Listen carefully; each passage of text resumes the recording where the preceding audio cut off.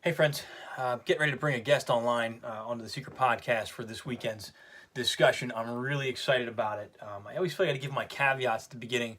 I know this challenges some people's comfort levels of what's real and what's possible. And I just want you to keep an open mind with it. If you've ever had a dream that felt like it was more than a dream, that felt like it was something real, that felt like you went somewhere else, you're going to want to listen to this week's show.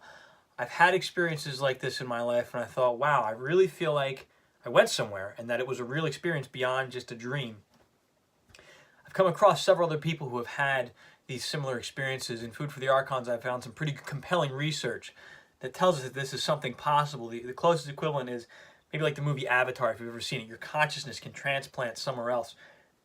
This week's guest has done this on the regular, and she's going to share a little bit of those experiences because I think it's important for us to tell these stories, that people like you and me, these experiences that we have, so we can make it more common.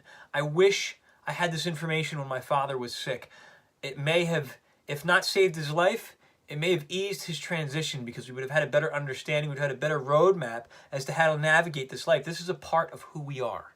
And I'm excited to talk about this aspect of our consciousness, of this human condition tonight. So I hope this weekend you'll tune into the Seiker Podcast. You're able to find it at sixsensemedia.net. In addition, I'm going to cover the Reiki session that I was a part of today. I was giving Reiki to a friend of mine.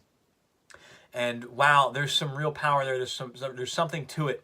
And I want to talk a little bit more about that. So I know my show challenges some people's comfort levels. I know people look at me like the tinfoil hat guy and the weirdo. But I promise you, I'm educated, I'm well experienced, I'm not just tooting my horn and talking about the weirdest conspiracy theories I happen to read on the internet that day. It's stuff that I think is helpful to everybody that listens, that can enhance our lives. And I hope you'll take the time to listen to it this week, because this is an exciting guest that I have coming online. Hope you'll join me.